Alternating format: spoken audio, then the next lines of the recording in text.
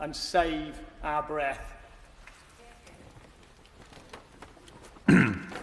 My Lords, I thank the Noble Baroness Lady Jones of Moulscombe for introducing this important bill, as I thank her for her typically witty, engaging and gracious remarks in her opening speech about a former Mayor of London. It's humbling that we are holding this debate in the presence of Rosamond Kissy-Debrah, and it's not necessary for me to repeat the sympathy that so many members of the House have expressed towards her and her family. I welcome the bill in its principles, in its objectives and its thrust.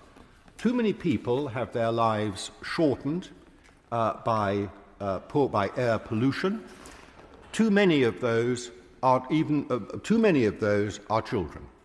I agree with the remarks of the noble Lord Kennedy of Southwark, when he said that there will be legislation, there will be action to improve our air quality, whether in this bill or another. But I do have, I'm afraid, my Lord, some concerns, not about the thrust and objective of this bill, but about its constitutional and legal implications. The first is, in the very title, the question of the word human rights. It's of the essence of a human right that it actually is universal. It pertains to our human nature and character. It disturbs me that we would wish to create a human right that applied peculiarly to the residents of England and Wales or the United Kingdom. The noble Baroness will forgive me that I haven't actually checked the territorial scope of her bill and how it applies, but whatever the territorial scope of this is, that there should be a specific human right for the residents of those people. It seems to me a misconception. And it's made worse by Section 1.1, which starts by creating a legal right to breathe clean air, with which I have no problem at all, but then goes on effectively to rewrite the European Convention of Human Rights in its domestic application, I'd have thought most insensitively and inopportunely, at a time when there are so many others who wish to rewrite the European Convention of Human Rights as it applies domestically. And I hasten to add, I am not, in principle, one of them. I strongly believe that whatever one thinks of the Human Rights Act, the United Kingdom should stick to the European Convention on Human Rights.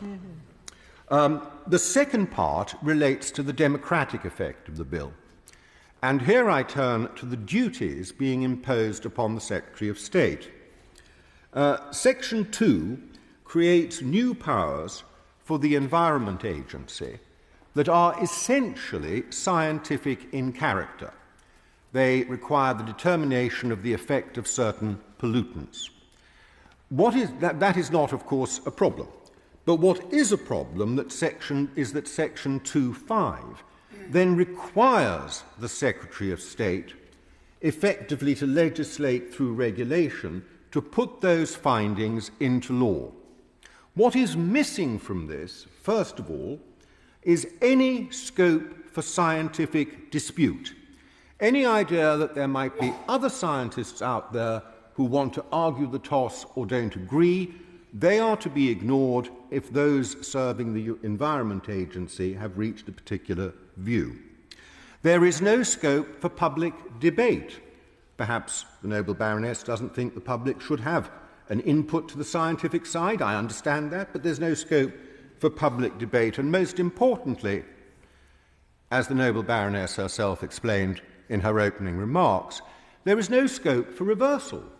If it were discovered, as science is a process of discovery, if it were discovered that what it had been thought was a harmful pollutant turned out to be the wrong chemical, it was a different chemical that was the cause of a particular problem, the bill would leave us in the position where we actually required primary legislation in order to be able to do something about that. And the pattern, because this is a pattern embedded in the bill, continues. Section 2 also gives new powers to the Committee on Climate Change, largely of a scientific character. Again, there's no problem with that. But Section 211 treats the Secretary of State in exactly the same way. That is, the Secretary of State, he or she, is a mere tool of the agency in question. No debate, no scientific dispute, no reversal.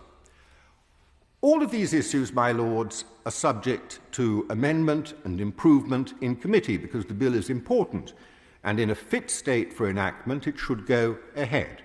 And it is, of course, possible that I have misread or misunderstood what is here on the page in front of me, so I will listen very carefully to the reply that the noble Baroness makes, and I'm willing to learn when she comes to wrap up. Thank you. Grateful to speak in the